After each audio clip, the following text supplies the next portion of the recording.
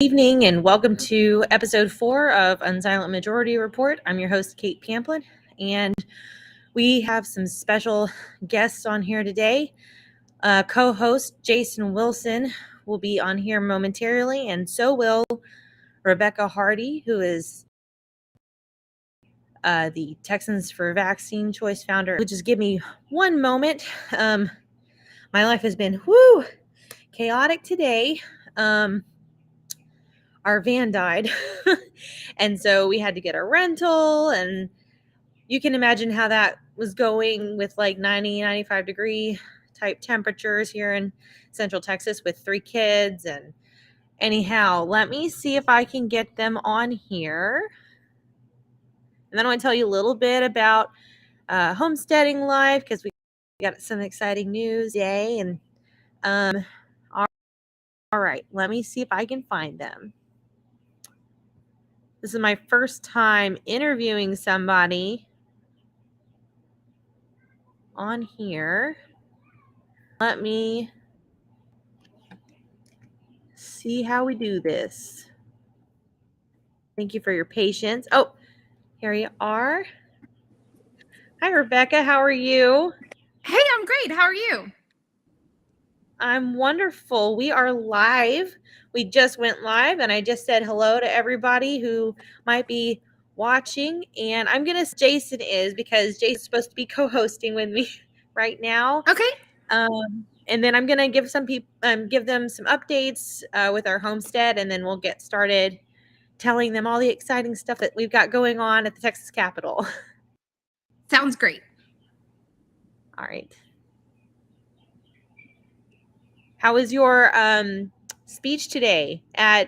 Where were you in at? Waco. I was in Waco today. So, nothing like a day trip to Waco to get your day going. It was wonderful. It was the County Republican Club, and it was an amazing group, very big group, very active, very engaged, lots of great interactions and questions. People are waking up. That is really excited to. I'm excited to hear that, and I've also been seeing that for the past 6 months to a year. I mean, really, I think towards the end of 2020, a lot of people had woken up, right? We'll talk more about that in a moment. I know. don't bury that. Don't steal the headline here, right? Yeah. Come on, Jason. Just call him real quick. I'm going to snag my phone and put it on airplane mode. I'll be right back here. Sounds great. Hi, Jason. Are you there?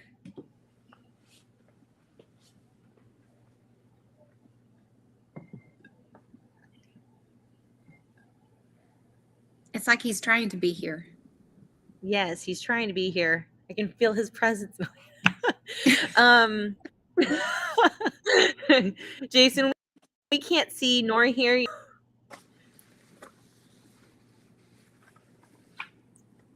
We'll give Jason just a little bit longer to come on in. But exciting homestead news.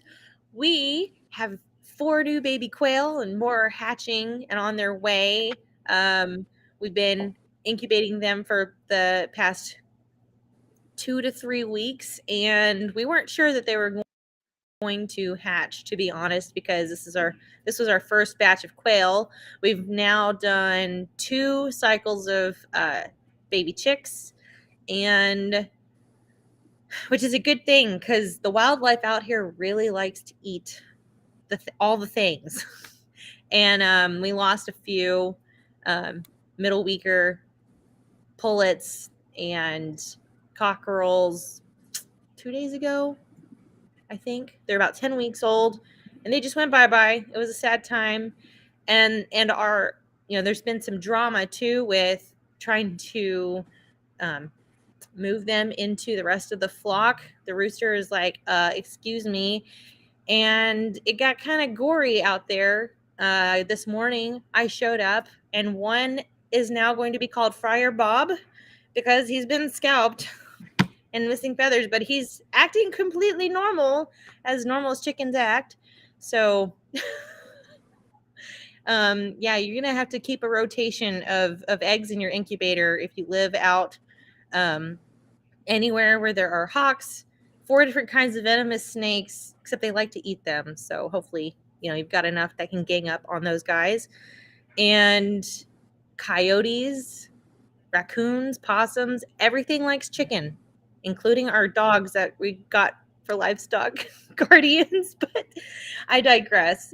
That's not the point of this episode today, but I just wanted to give you some little snippet there. So it doesn't look like Jason is going to be able to join us, it seems, and I don't want to get too far into this interview just gabbing away about the homestead. So we can move on, and if he wants to join us later, I think we just power on.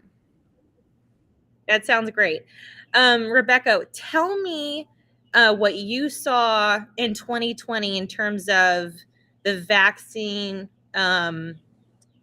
education movement and people waking up to certain things. Like, what did your membership go from? And that's a great question. Well, can we start at like the history of Texans for Vaccine Choice? Can we maybe start there? Because I think there's some perspective there that's important.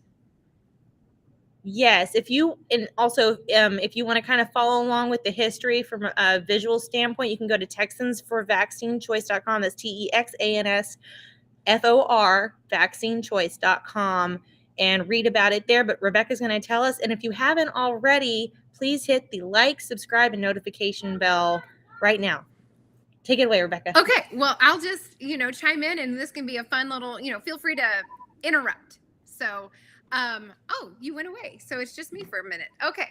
So Texans for Vaccine Choice was founded in 2015. We founded in response to a mandate bill that was filed in our Texas legislature by now former state rep Jason Villalba. And that bill would have removed exemptions that Texas school children have enjoyed for many decades. And a group of moms got together and said, no way, not on our watch. And so we, stormed the castle and defeated that bill. But what it's important to remember or to know is that not only did we defeat that one really bad mandate bill, but there were about 16 other bad bills filed that legislative session. And we were also able to defeat those and kill those as well. So after that first legislative session, some state reps pulled us aside, the three of us, and said, y'all are onto something. You may want to consider forming, something just really official, because unfortunately this issue is simply not going to go away. And now those words just echo in my head, because I think there was this feeling after that first 2015 legislative session that, we came, we saw, we conquered, we can just go back to our normal lives. And man, am I so thankful for those state reps that had the forethought to say, this issue is not going to go away. Because think about what our legislature would have been like in the times of COVID without TFVC as that backstop. I mean, it was already bad enough in the state of Texas, right? It was bad. Yes. But how much worse would it have been? And so in February, we celebrated our 8th birthday, which I like to say means we were for vaccine choice before it was cool to be for vaccine choice, because now it's not even, necessarily a fringe thing to be for. And I just want to toot our own horn here for just 1 second. Since the inception of Texans for Vaccine Choice, not one bad bill has been passed. We have a perfect yes, thank you. It is something to applaud. I applaud our efforts here, because it's tireless work, Kate. It really is. Yes. And so we have defeated every bad measure that has been proposed. We are definitely geared up to defeat every bad bill that has gained traction this session as well. And that's what we've done. Now, I do want to, as far as the question you originally asked that I'm not actually answering yet, but I just feel like the perspective is really important here. So in these sessions prior to this 2023, our first full post-COVID session. In any given session, I see Jason's hand. Hey, can you hear me? Yes. Yes. Thank you. And so in any given session there in our legislative session in Austin, Texas at the Capitol, we have anywhere between 1 and 2 dozen bad bills filed every legislative session. And as far as the good bills go, I mean, we've had to just work like the dickens to get even 6, maybe 10 bills filed. Also, for perspective, as far as hearings go, a hearing is the first motion, after the bill is filed, that hearing is really a crucial first step for any bill. So the vast majority of the countless hours in Austin that we have spent prior to COVID have been simply to be on the defense. We have just had to work tirelessly to ensure that those bad bills do die. And we are maybe granted 1 or 2 hearings on our bills, and it's kind of understood that the hearings are somewhat ceremonial, that the bills likely won't go further than the hearing. And so I just want to paint that picture as far as where we are today as a movement. And that is that this session, we are tracking about 80 bills, 80. 60 of those are good bills that have been filed in our Texas legislature. So I think this is That's amazing. Let me tell you, it's been a lot of work. But it has been we are not afraid of hard work. We love hard work around here, and it's been the most beautiful heavy lift of my career here at TFEC. It truly has been an honor, and it's just been a wild ride. We've got about 8-ish days left of the legislative session, so we are it is not going to relent at all in those last 8 days. But we're here for it and are ready to usher some really good measures over the finish line. And this session, so we've had 60 bills that we are supporting. We have, obviously not all of them get hearings, not all of them gain any traction, but a good number have. And we have testified on probably about 20 hearings or so. And about 3 of those were on bad bills. I mean, the tide has turned. And I think that, that's an indication of a couple of things. I think it's an indication of just how much Big Pharma overplayed their hand during the COVID response. And I think if I can just pat ourselves on the back over here at TFEC, I think it's a huge testimony to just our hard work, our reputation, and what we have been working so hard on for 8 years.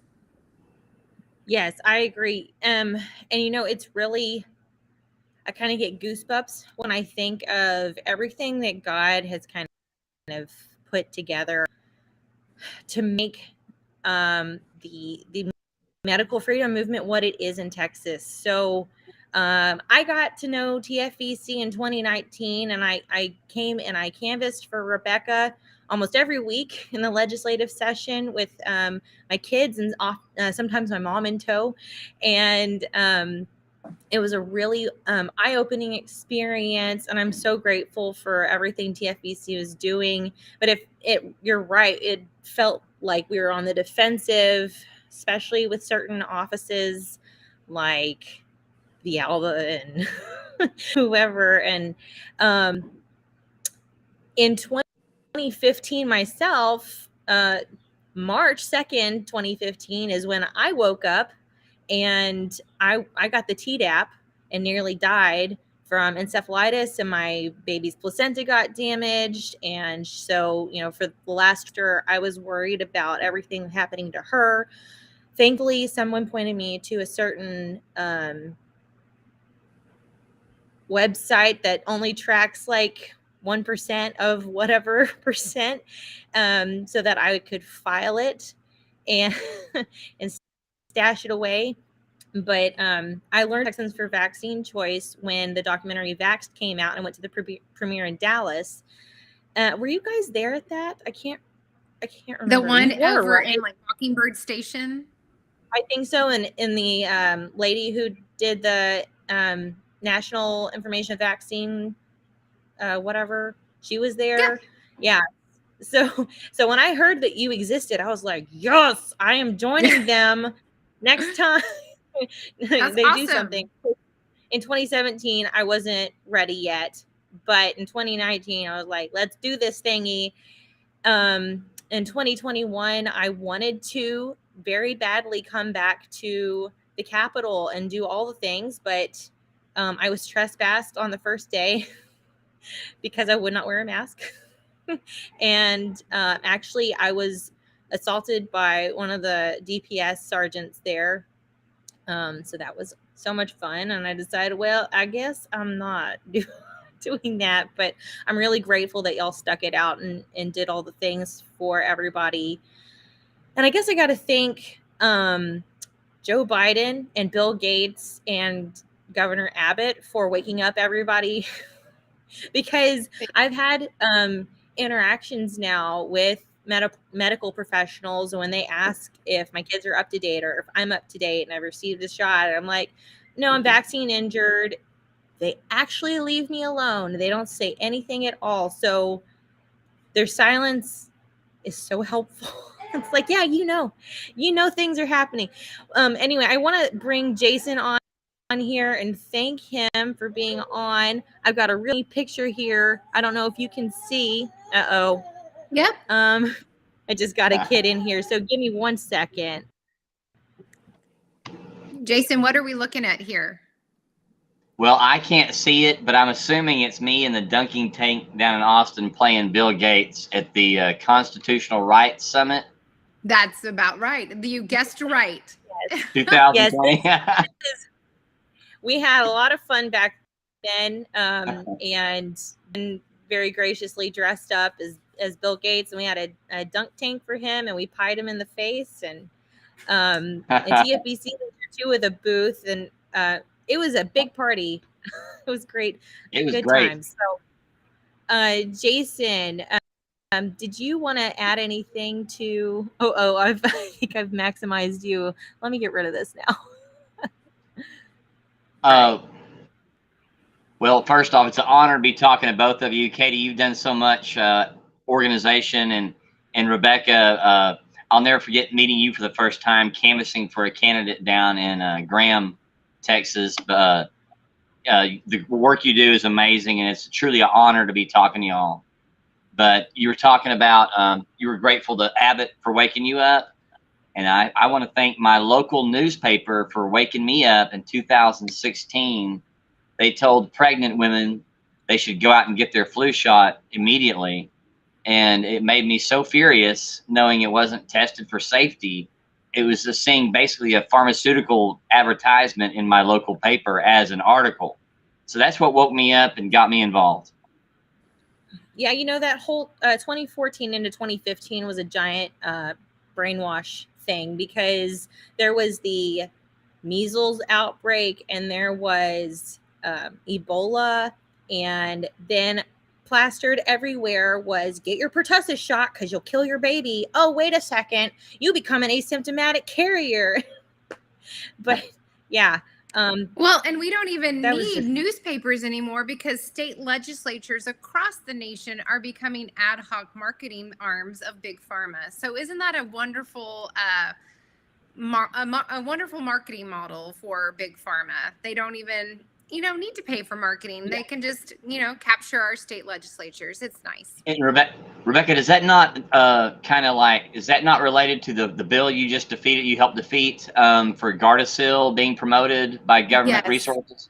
That's what is so that all of these bills, like if we really get nerdy and start talking about some of these bills in our state legislature, the bad bills really just come down to one thing. It's our state legislature pushing for-profit, liability-free companies' products. That's what this is. Like, I don't care how good your product is.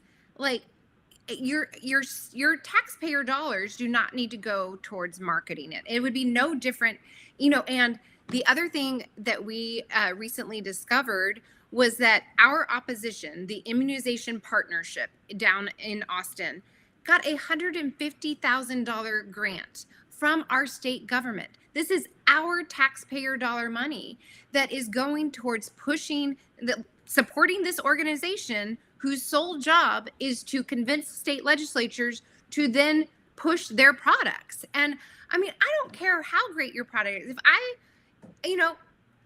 Should Tesla's lobbyists get a $150,000 grant to go lobby lawmakers for Teslas? No. It would be absurd to think about that. But yet we're doing this for the big pharma lobby. Yeah, absolutely. Yes, so that bill that you were talking about was HB 989. There is no bigger friend to big pharma than Representative Donna Howard in our Austin Capitol, and she loves pushing these products. She finds these clever ways new ways every session, and we just have to. It's like whack-a-mole every session, and we're here for it.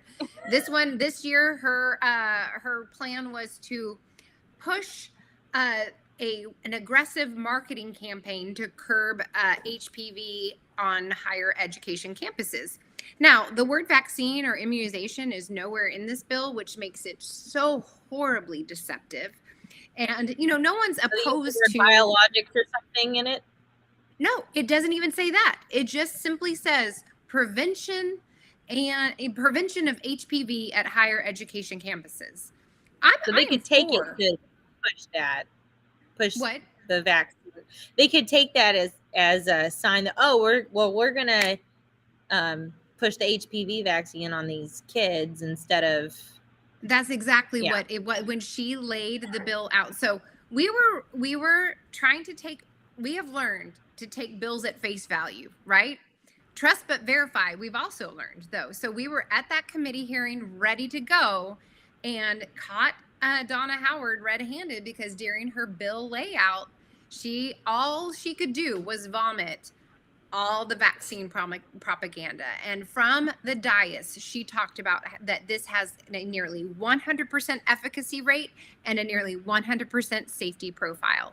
I mean, you cannot get more disingenuous than the words that came out of Donna Howard's mouth about this Gardasil shot. And she even said, this bill would require our health department to establish a marketing campaign for Gardasil. Like those words came out of her. I mean, I may be paraphrasing, but it's roughly those words came out of her mouth. So while the bill doesn't say that, she made the intention of the bill very clear during her bill layout in the hearing. It is a nightmare. I'm fairly ignorant. It is. I'm fairly ignorant when it comes to what you can and can't do in a hearing. If you're just allowing people to speak their opinion or whatever. I don't know if that's the time when you would say point of order, this is hearsay or verifiably incorrect, and you can't do anything. You can't interrupt a bill author. No, you can't. But during your testimony, you can provide any sort of rebuttal or anything. This session I was sitting in a hearing where one of the legislators on the dais, on the panel, on the committee, asked a pediatrician a question, and he couldn't answer it. And the question was, are you aware of any outbreaks in fully vaccinated populations? And I think the disease at hand was measles. And the concept of measles happening in vaccinated populations was so just incomprehensible to that pediatrician. He just was like, no, I don't. Well, thankfully, I was the next person that was called.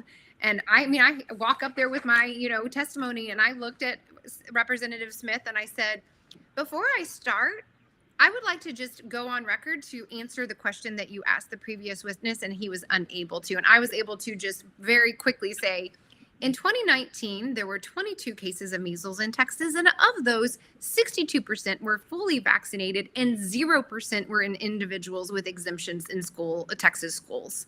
Do you have any other further questions, Representative Smith? So, you can kind of get a little, your jabs in when you go up there. So.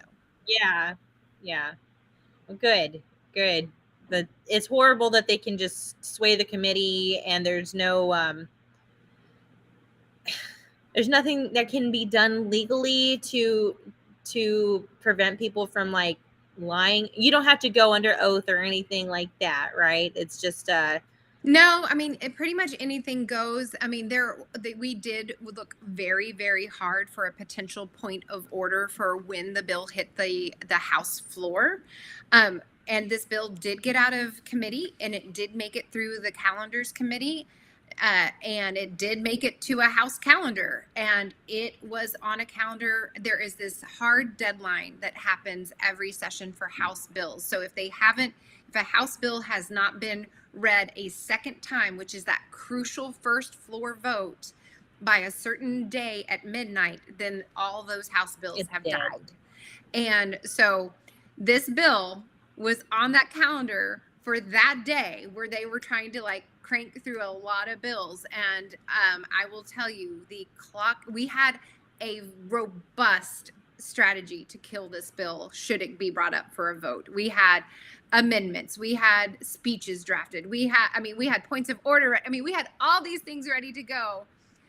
The clock struck midnight the bill before the Gardasil bill, and so it was a nail biter truly to the end.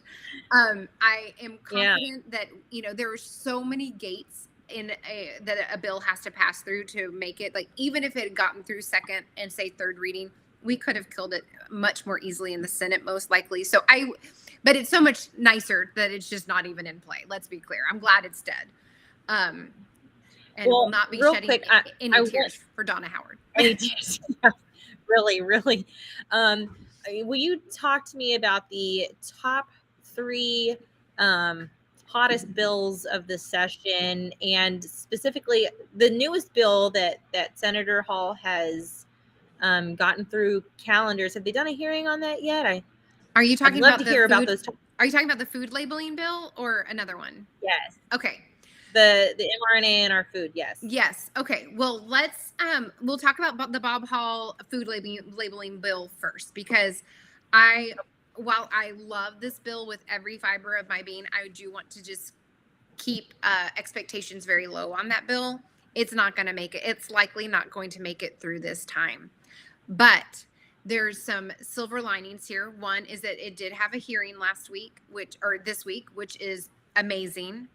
And it did actually even get voted out of HHS in the Senate, and has been recommended for that local and uncontested calendar in the Senate. With all of that, I can't see it making its way over to the House. We just have no time left. But what is amazing, this is an incredible opportunity, though, because this bill was filed and because it had a hearing and because the committee is in agreement that this is a very important issue, that will likely trigger some interim charges for HHS to come this summer or even next summer to really dive deeper into the issue. And that now that we have this bill already drafted, it will be a nice vehicle for the next round of when session is back in 2025. And so I'm hoping we can get some really good experts in town for that interim hearing for those interim charges. And so, yes, this bill. It makes me highly nervous because, once you introduce that to the food supply, we know what it does to the mitochondrial DNA of animals. And we know that all the whatever's died. All the ferrets, eagles, all the ferrets died. Yeah, whatever that means. Look it up. Well, and I will say this, and that is, currently, I've been talking to, Dr. Malone and Dr. McCullough about this, and there is currently an mRNA vaccine that is used with with pigs in America. My understanding. One more reason not to eat it. Yeah, my understanding is that it's not necessarily the same kind of spike protein technology that the COVID jabs used. So even that's different. But my understanding that at this moment in time, mRNA is not actively being used in our cattle or our plants or anything else. But it is definitely, the articles I am reading is that the research I mean, the trials, it's happening. And so to get out ahead of this is so, so crucial. 100%. Yes. And is there that anything bill, that Sid Miller or legal, legally anybody could I don't know, file an injunction, or what do you know if Sid Miller can stop the so we've been usage of that? We have been in regular communication with Sid Miller. He is our agricultural commissioner in Texas, and he is a patriot, and I am just so thankful for him. And he has been very vocal about not wanting to introduce this dangerous and unproven technology into the food supply in Texas. And so I just want to give the hugest hat tip to Sid Miller.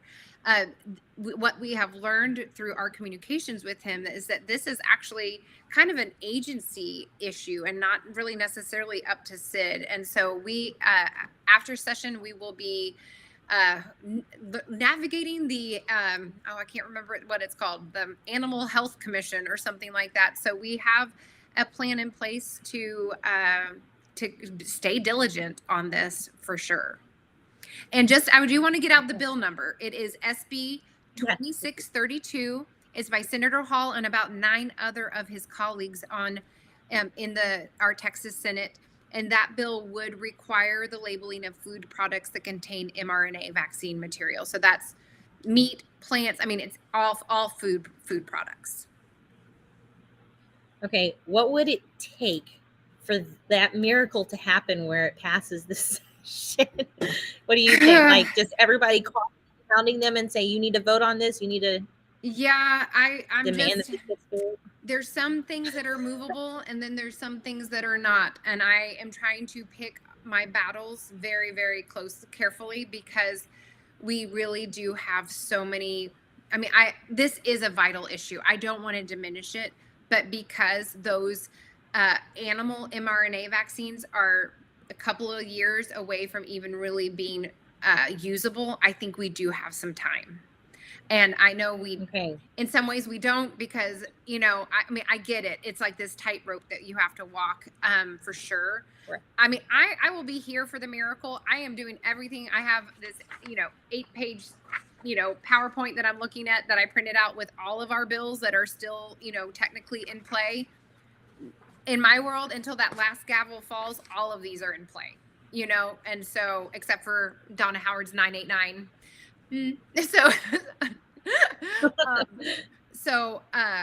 But we will be working diligently. We just have, for instance, we just sent out that action alert on SB 493. It's up for a floor vote tomorrow in the Texas House. It's a Senate bill that's getting its second reading in the House tomorrow. This is a huge bill, and it's vital, and it's, we've got to keep our focus on the things that are, actively moving through the process. So let me just talk about that. Give me the strength to change the things that I can, right? There you go. I know. I mean, it's just always talk to us about things that you're hopeful. Yeah. Yeah. I mean, I wish it wasn't such a game down there to get, basic, protections passed, but it is hard. And, and that's a good thing. I want to go on the record of saying it's very hard to pass a bill in our legislature. And that's how our founding fathers made it in Texas. And that's good. I mean, because just as hard it is for us, well, it's hard for Big Pharma too. Let me just tell you this little side note. This is a fun little nugget that I have just been internally giggling about for a couple of weeks now. I was at a very large event a couple of weeks ago. About 500, conservatives were there for this dinner, and a friend in the fight of a different issue is good friends with the chief lobbyist for TMA. Okay, the Texas Medical Association. They are every Tuesday, right? Or something. Yeah, every first Tuesdays of the month, they come in their white coats. It's a lot of fun dealing with the Big Pharma posse at the Capitol. Fun times. But I mean, they are awful. I'm just gonna say it. They are awful, awful, awful. They are there to take away your rights and everything. And they hired this new lobbyist that was well connected, you know, a former staffer at the Capitol who was well respected and everything. They hired him as a new lobbyist this session and gave him the vaccine, all of the vaccine issues. And this friend in the fight that I was talking to at this event a couple of weeks ago said, yeah, I was talking to my friend. All names are being omitted to protect the innocent here. Yeah. So, and he said, yeah, he's so frustrated because he goes, every bill we like is going nowhere, and every bill we hate is gaining traction. And I was like, and you're welcome. and my friend goes, I'm really glad to hear it, bud. I'm really glad to hear it. And, you know, and I was like, yep, me too. I'm so glad that they're frustrated because it's been a great session. So back to good bills. Okay. I'm just a policy wonk at heart. So like, let's just get nerdy with a few bills. Is this a good time? Let's do it. Okay. Let's get nerdy with it. Yeah. Okay. Well, we're just going to focus on the good bills because I will, again, you know, anything can happen until that last gavel falls, but I'm going to just focus on the good because I'm pretty sure those bad things will die. So we've got SB 177 really could use a lot of help. It's, for whatever reason, it has been stuck in calendars for weeks. And I am so frustrated that it's because this is everybody's priority. I mean, this bill has, I think, 40 or 50 co-authors. It's endorsed by the RPT, the Republican Party of Texas. This is a great bill. This bill is the brainchild of Representative Brian Harrison.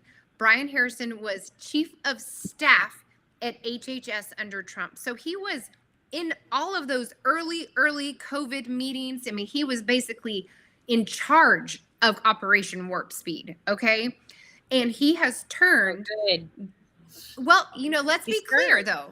He has really seen the light here. I mean, I have talked to him and he said, you know, these COVID vaccines were always about availability and access. In these meetings, it was always about, we got to do something, let's make something available and let's give people access to these vaccines, which, you know, if people want to take an experimental fast-tracked vaccine, more power to you, you know, go for it. You can be the guinea pig. I'll pass. Right. But he's like, I am even shocked with how far Biden took it. I mean, he has said those words to me and he's like, we have got to stop this. It's personal to him because this was never the intention of what Operation Warp Speed was about. And so, I mean, we can talk all day long about Operation Warp Speed, but whatever, it happened and we are having to deal with it. Right. And thank God for the Representative Brian Harrison, who's saying, slow this train down. We need to ban vaccine mandates in Texas. And so he obviously filed the House version. The Senate version is the one that's being making the most headway, which is fine. I mean, I don't find Brian Harrison a man of a big ego, and so, you know, he will use the Senate bill to get this through. And it is this is his brainchild. Go ahead. What's the bill number? Yes, so this is SB 177 by Senator Middleton. He carried the Senate version of Harrison's HB 81, and this has made it through the Senate and through its House committee, and is now stuck in this weird calendars committee in our Texas legislature. This is the COVID Vaccine Freedom Act. This is the most unique bill that I have ever read. In fact, when I read it, you know, I guess maybe over a year ago, I remember thinking, this is either so cleverly crafted to do nothing, or it's so cleverly crafted to protect every Texan. And so, I mean, I ran it by several lawyers and I met with Representative Harrison, and I was like, tell me what's going on. And everybody agrees this is just beautifully crafted to protect everyone. And so it would codify.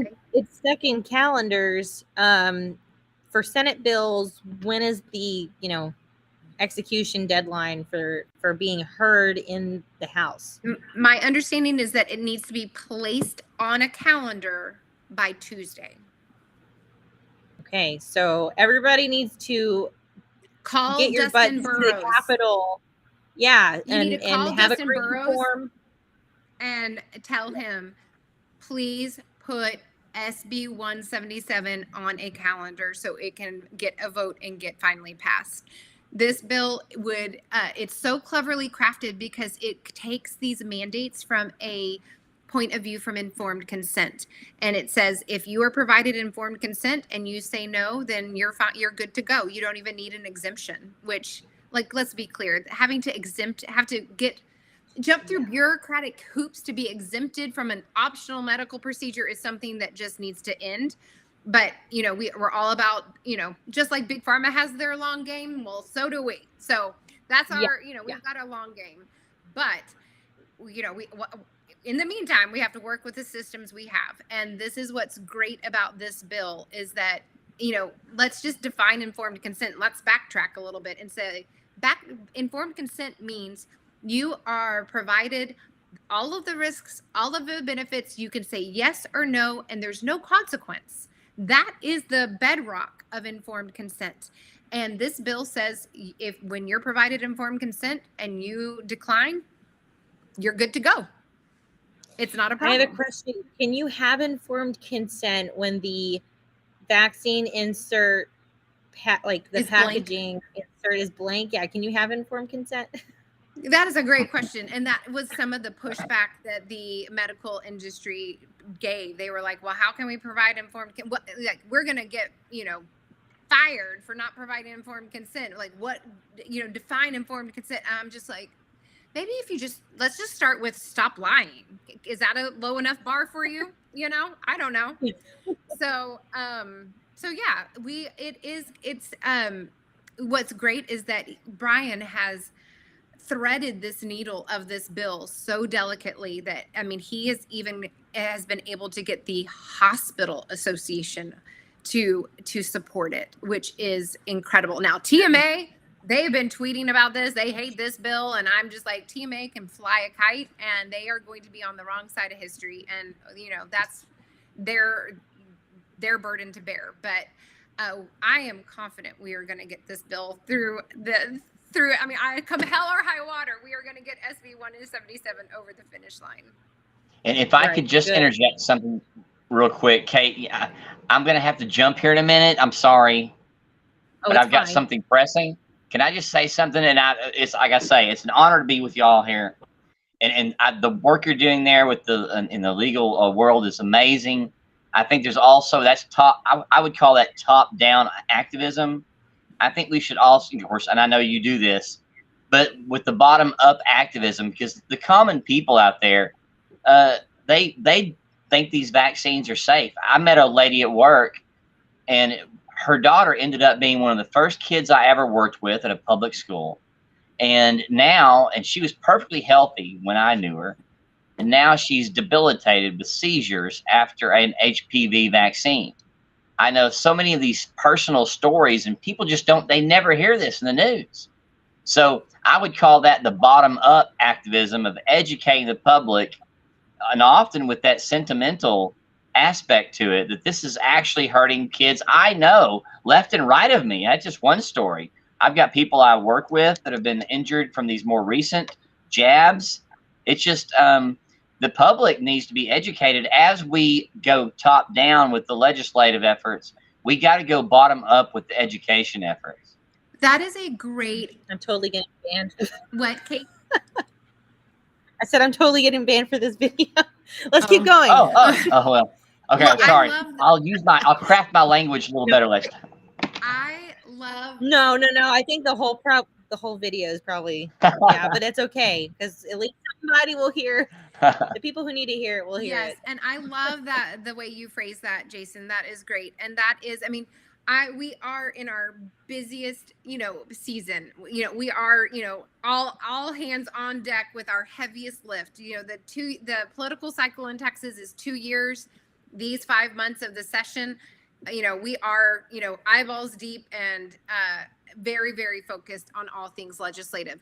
That said, we have just in January, we brought on another full-time staff member in Carrie Bigford, who's in the Montgomery County area north of Houston, who is our outreach director.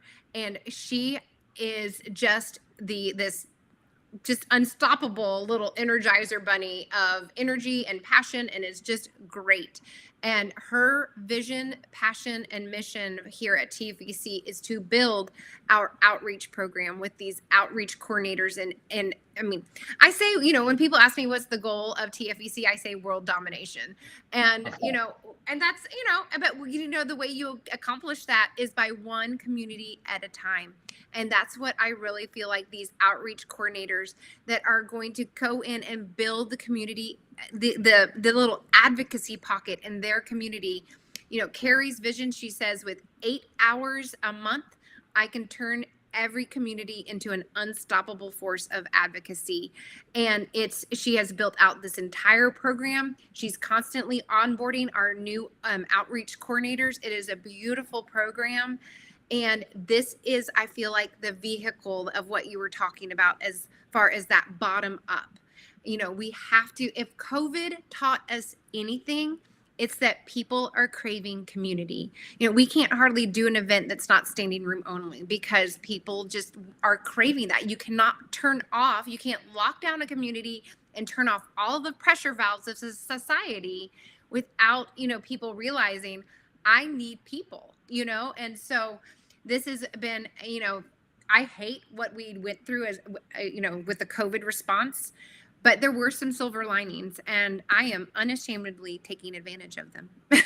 So I think the last time I checked, in 2020, you guys, TFEC went from about 6,000 members to 20,000 members. What are we at now?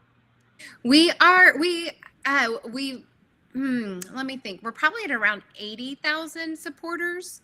So, yeah, it has, you know, I wish it were, you know, 1 million, to be clear. I always want more, right? You know, every time I'm out there and this topic gets brought up, I'm like, do you know about TFEC? And they're like, what's that? And so many people are like, well, I've never heard of them before. I was like, well, they're the ones keeping you safe, or going to keep you safer. So you should go to this website and sign up, and it's necessary. You do it right now. So. Thank you. You want to? Am I recruiting you to be an outreach coordinator right here on your broadcast? Please, you know, use this as a mouthpiece anytime you want to, Rebecca.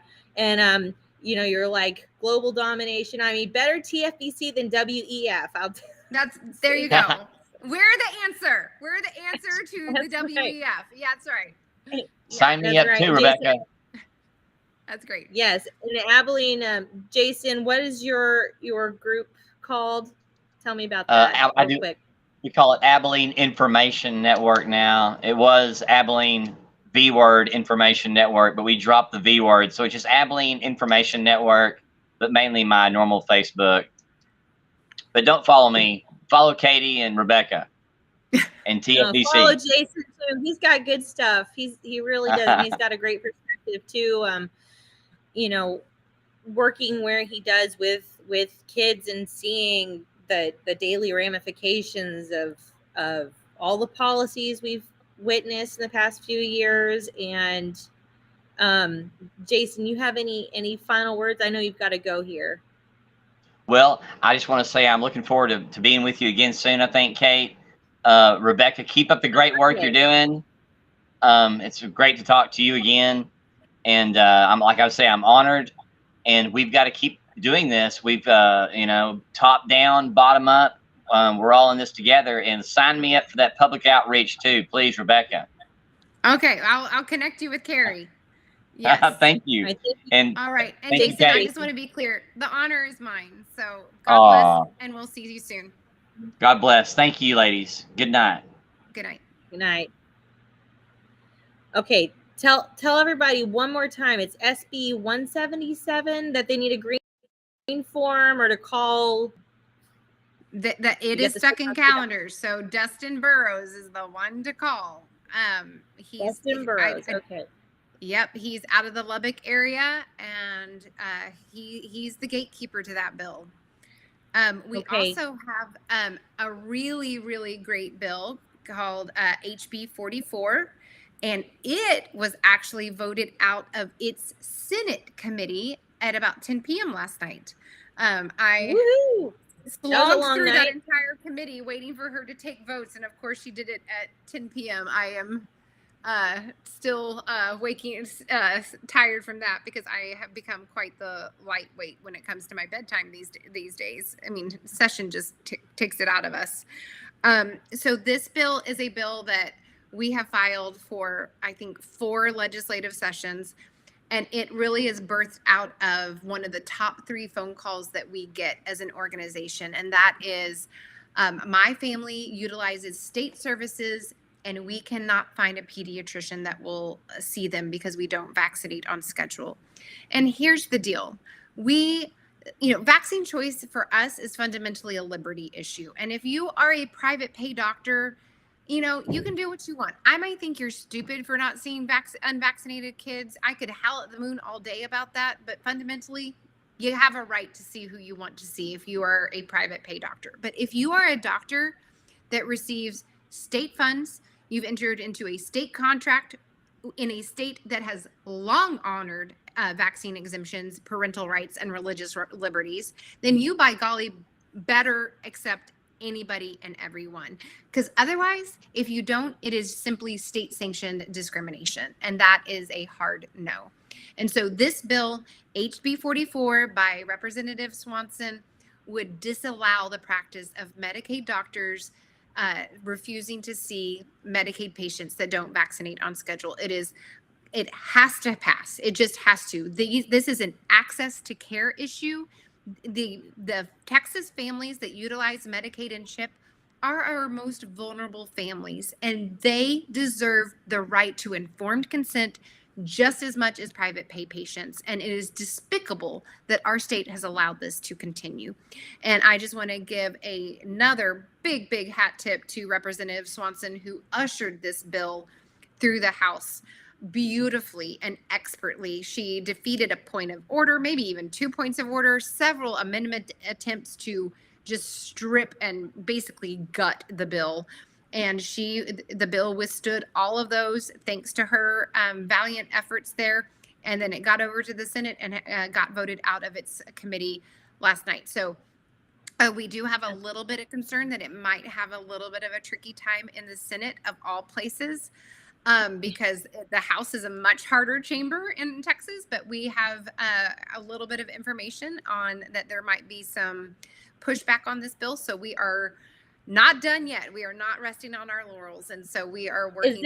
Is there any chance of an amendment that includes private pay doctors? Because from my understanding of the 1964 Civil Rights Act, even if you're a private practice but you're open to the public, you do not have a right to discriminate based on religious status or medical or I do think that there would be an appetite in Texas to get a bill like that passed. We are trying to stay wholly focused on this one aspect with the state paid doctors. But there was a few really great bills that would have disallowed that for all healthcare professionals, and we supported them. We were pushing them. This late in the game, we are going to have to stay very narrowly focused on what you can. Right. We just can. But we will go back. I do think there would be especially if we could get a few more big wins, like in the next primary, I do think there would be an option for us to potentially get this passed for all Texans. We're just trying to focus on these state paid doctors that need to just stop this nonsense. All right. So for those of you who are watching, you need to primary your bad people. And what you do is you block wipe and you talk to people ad nauseum all the time. I'm using Trump as, but you need to get good people in office because that's how we get this kind of thing. Yeah, well, and let's talk about block walking. I just want to dispel a myth about block walking, that it's scary or anything. When you are block walking, it is I used to have this coworker that said doors win wars, okay? And he is so true. That is the truest statement. You can't just throw up some yard sign, file to run, throw up some yard signs and show up to, a Republican club or meeting or two and expect to, get more than 5% of the vote. It just does not work that way. Doors win wars. And I remember when I was block walking with whoever primaried Jason Villalba back in 2016, I probably personally knocked on, I don't know, I lost count, over 5,000 doors myself. Like I was living way over on the other side of the DFW Metroplex and drove like an hour, near like 3 to 4 times a week to block walk. This is how much I was like, this man just needs to get out of office. And it's exhilarating, right? It is. And that's the thing. Like, it's just talking to voters. And you don't even have to talk to them about vaccines. I mean, very few people that I ever knocked doors on knew that I was even a thing. They only knew if they brought it up, So it's like, you're not trying to have some sort of in-depth conversation about vaccines with these voters. These are if you and you're only going to Republican voter doors, so it's not even like you're trying to it's not really a cold call either. So you're like, I mean, I guess if they moved 2 months ago and the voter rolls haven't picked up, occasionally you get somebody that's like, I'm not a Republican, but even those it's just not a big deal. And it's just about building a relationship and talking. If you can talk to the person behind you at the grocery store, you can block walk. You really can. Right. It's easy. Yep. I didn't realize it was like one of my secret superpowers, but I'm a really good one. Well, we are about out of time right now. And Rebecca, I'm so glad that we were able to chit chat here. And like I said, anytime you want to come on and share with the viewers what's going on at the state. I know y'all are only doing legislation for 6 months out of the every 2 years, but these are very, very important 6 months. And I know y'all do so much in the interim. And you have all these meetings, and it's very important to know where TFEC is so you can stay informed and get involved with them. Again, go to TexansForVaccineChoice.com. I put that link in the description below. And if you, again, have not liked this show or hit the subscribe button or notification bell, please do that so you can stay up to date and informed on grassroots conservative stuff, specifically here in Texas, but maybe eventually what's going on federal level. Maybe I'll have some debates on here with liberals. We'll see. We'll find out about that. But again, thank you so much, Rebecca. I will talk to you later. Thank you for having me. This was a lot of fun, Kate. I'm excited to see your relaunch and wish you all the best. And I'm sure we'll be talking again soon. Yes. Thank you. Have a good night. You too.